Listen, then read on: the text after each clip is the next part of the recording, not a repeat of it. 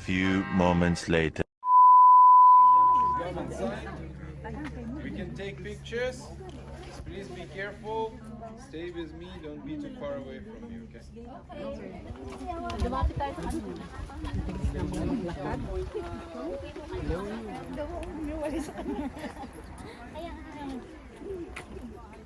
Stay close.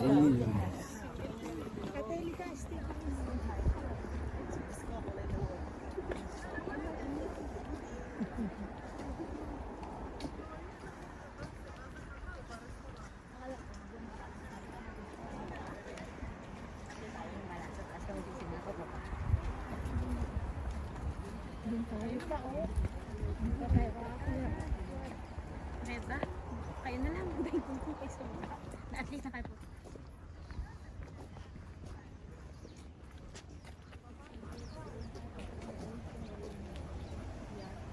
Para makakit sa langit. We need to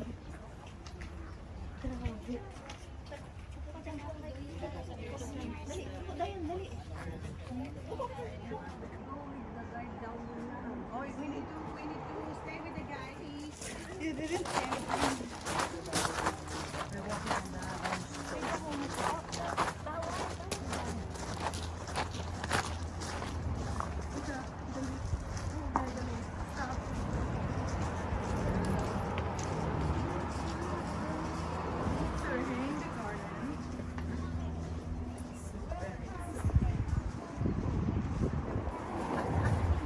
Papakasal mo to anak mo, hindi mo alam. Kaya nga.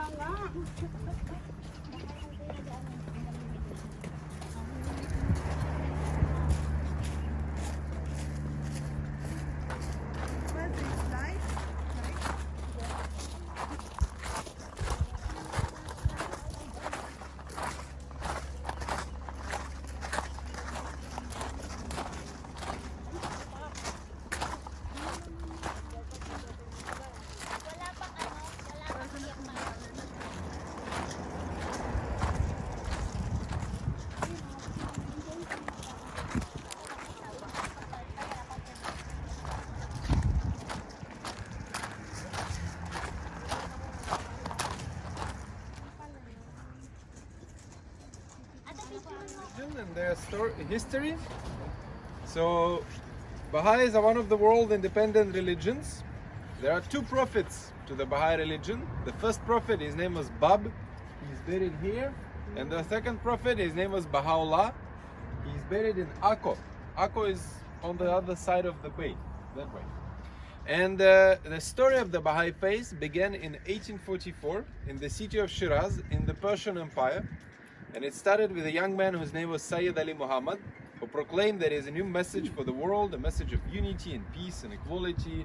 And it doesn't matter what gender or, I don't know, where are you coming from, what is your origin. So equality, everyone. And so he started to preach his message, and he received upon himself his spiritual name Bab, and in Arabic Bab means door or gate, because he said that he's only the door for someone who is greater than himself, who will come after him, who will bring that new age of unity and peace for everyone. And so he started to preach that message, and it was well received by the Persian society, but not by the authorities of Persia of that time. So they prosecuted Bab, prosecuted his followers, and later in 1850 he was publicly executed. After he was publicly executed, his teachings continued still, because he's the person who continued to work with his messages and to build his own teachings based on those messages was Mirza Hussein Ali, a young nobleman from Tehran. And so the former followers of the Bab started to follow him, and he started to get his own followers. And of course, authorities didn't like that. They put him into jail, and then they exiled him from the Persian Empire to the Ottoman Empire. Now, Ottoman Empire used to be very big. Our country used to be a part of it, and history continued in Iraq of today. That was once a part of the Ottoman Empire. In Baghdad in 1863, he publicly proclaimed that he is the promised prophet for whom his predecessor, the Bab, opened the door. And he realized that when he was in prison in Persia, and he received upon himself spiritual or poetic name Baha'u'llah, which means the glory of God or the splendor of God or the shining of God, from the word Bahai in Arabic. So this is why the whole religion is called Baha'i religion, because their prophet is Baha'u'llah and this word Bahai in Arabic. And then as soon as he comes out as a prophet, the Ottoman Empire started to prosecute him and send him away. They continued his exile until they found the most awful place to send him to, and that was again Akko. They sent him to the city of Akko, and so Baha'u'llah and about 70 of his followers and his family arrive in Akko, and they stay as prisoners of Akko for 12 years. After 12 years in Akko, the authorities of Akko allowed him to move to Bahji, or mansion of Bahji, that is close to Akko, where Baha'u'llah and his family stayed for 12 more years until Baha'u'llah passed away, and then he was buried there in Bahji. So the holiest place of the Baha'i religion now is in Bahji in Akko. When Baha'is pray, they face towards Bahji, just like Muslims towards Mecca or Jews towards Jerusalem. Second holy place is here. You can see this golden dome. Prophet Bab is buried here. He is buried here because that was the decision or the will of Baha'u'llah to ask his son Abdul Baha under those cypress trees in the process of the one in circle. This is the middle place where he entrusted his son Abdul Baha with the task of bringing the remains of the Bab from Persia and burying them on this holy mountain on Mount Carmel. And then his son only managed to do that, to buy land in the central part, to bring the remains, to build the first mausoleum of Bab in 1909. So the first mausoleum of Bab was a very simple one-story building. This building was built on top of it in 1953. All of the terraces and the gardens, those are upper terraces, 9 upper terraces. We will go through the lower terraces. They were finished in 2001. So they are the latest addition to this place. And still they are a part of the holy place, a part of this holy place for the Baha'i religion. Abdul Baha, the son of Baha'u'llah, his name translates as the servant of the glory. He is also a very important person in the Baha'i religion, even though he's not a prophet. For now, his remains are in the shrine of the Bab, which shows how much respect Baha'is are giving him. He is buried in the same place where their prophet is. But they're building a new shrine that is going to be dedicated to Abdul Baha, shrine of Abdul Baha. And it is going to be near Akko, and it's being built. So as soon as they will finish it, they will move the remains of Abdul Baha to the new shrine. So that is about the history or the story. Any questions? It's open in here.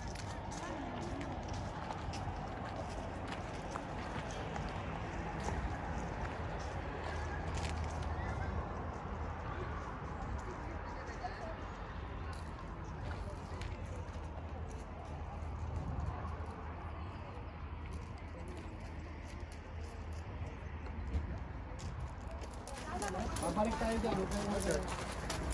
Ikot na tayo.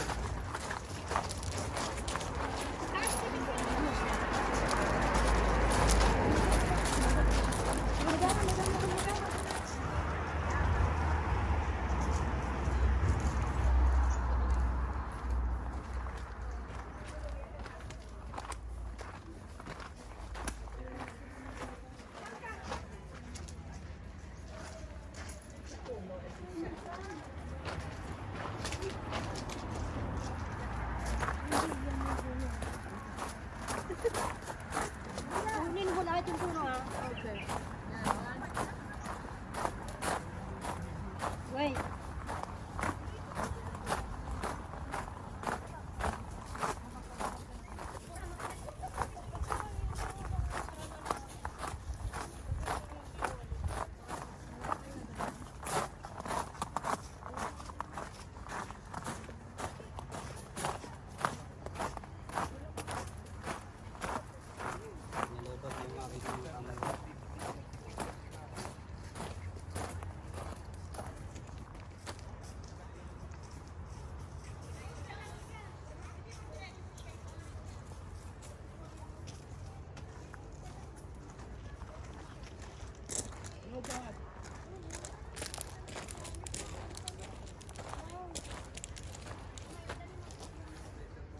Ito nga, picture naman.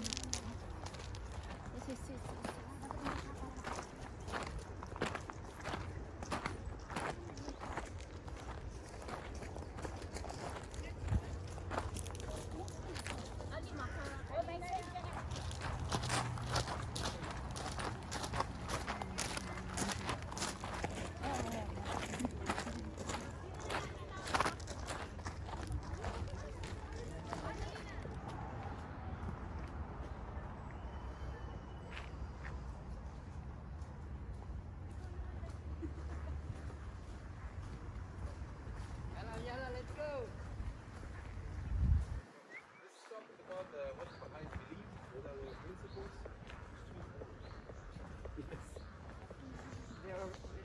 There will be. Okay, so principles and beliefs. The Baha'is believe that there is only one God. There is no special kind of the Baha'i God. They just believe that there is one God and there is unity of religions. They say that all religions come from the same source, from God. And the prophets that Baha'is have and the prophets that were before Baha'i prophets are also coming from the same God. So they are real. All of the prophets that were before Bab and Baha'u'llah are real and true prophets that come from God. And so this is why you have this unity of religions. And the principle that they have is unity and diversity. So unity and diversity of religions and unity and diversity of humanity. We all, they say, are just like leaves of the same tree, of flowers in the same garden, or citizens of the same country, which is the planet Earth.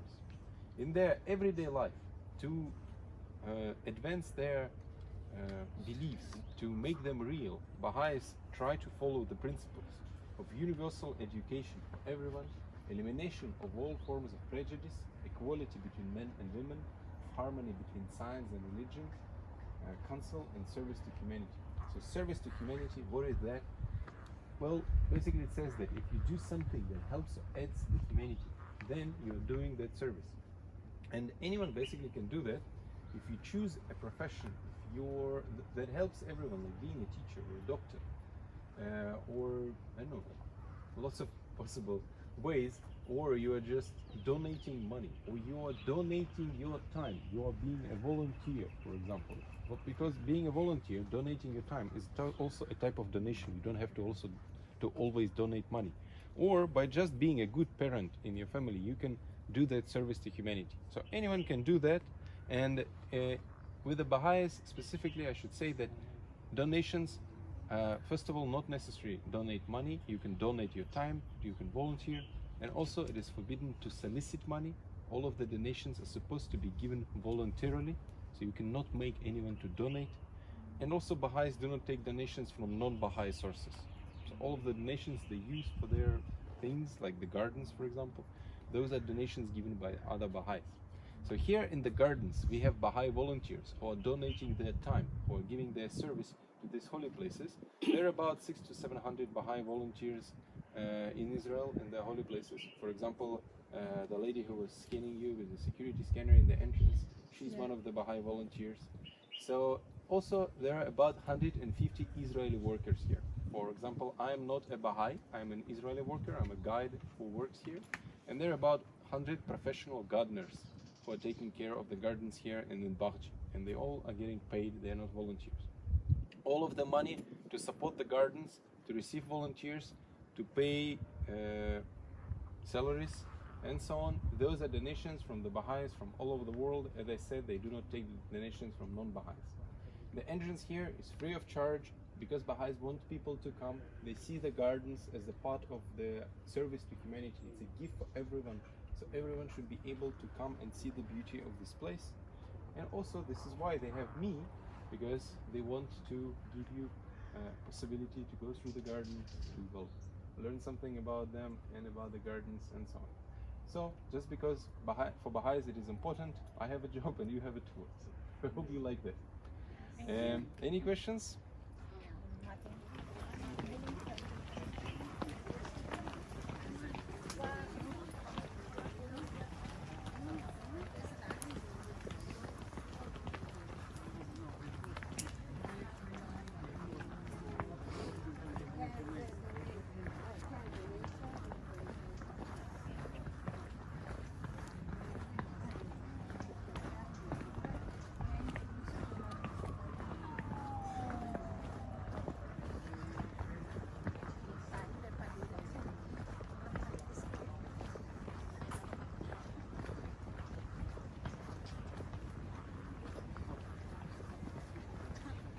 Sa gitna pa lang daw tayo.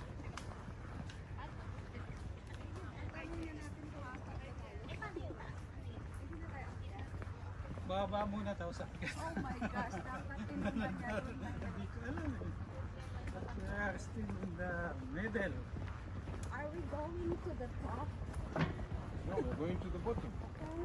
And the later? And then, I don't know, then it's all about you.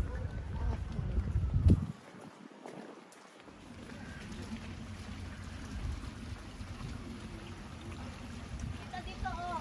Habang wala pa.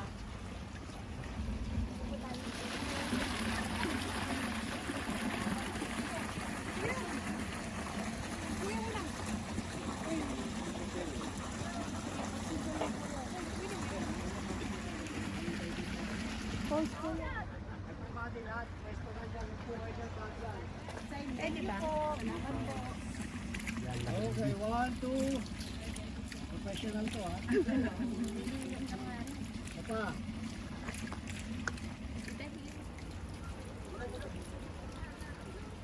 Are ba bibi?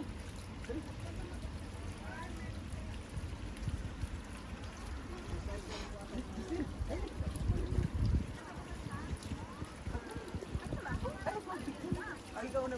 Ano na? Ikaw na dali. Dali. Lord. Are diri ka lang lang.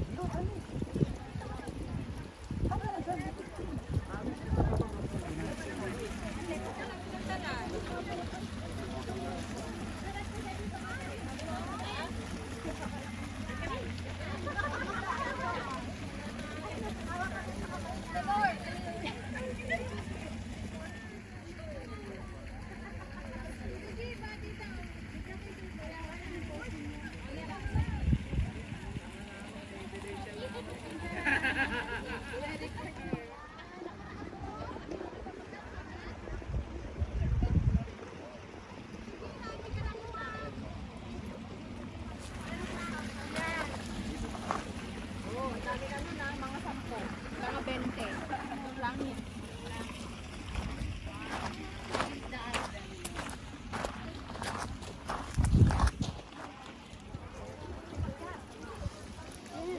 Let's go na.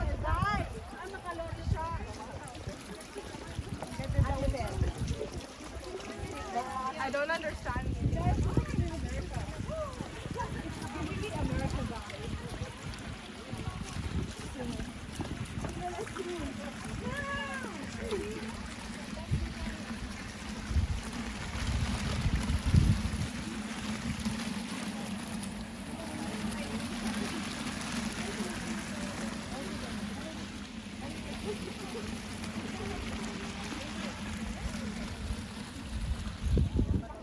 Kaya ako dyan. Nasa ibang bansa. 3. Parang nasa ibang bansa. 1, 2, 3.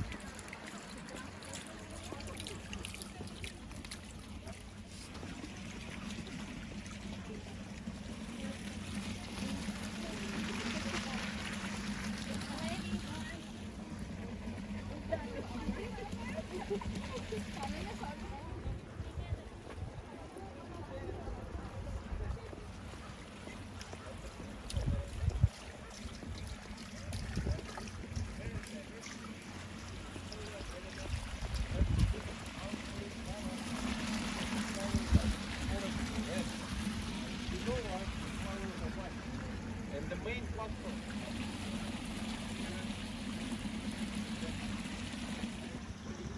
It's peace here. You come to this meditative state, you calm down. And what colors, design elements, they are here just to help you, come to this meditative state. And that is a part of the design. Then, to sustain the garden, because we are in the Middle East, the water here is very precious and expensive resource. So to sustain the garden, some solutions, some engineering solutions were made. For example, the water in the fountains is recycled. It's a closed circuit system. So the water stays within the terraces. The terraces are not connected one to another. So each terrace is independent. In this way, because the system is closed, less water is used. Basically, the only water that should be added is the water that has evaporated.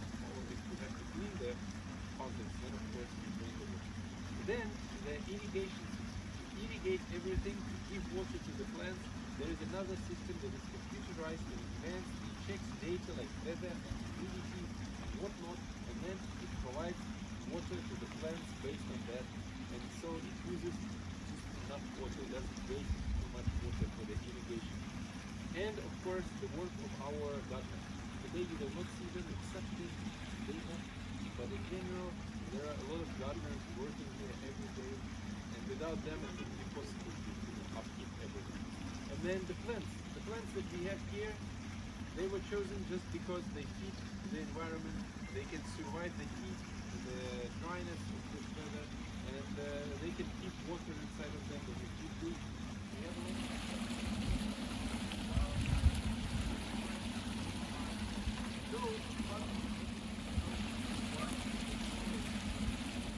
and my favorite one that is also reminds me of the environment of the wild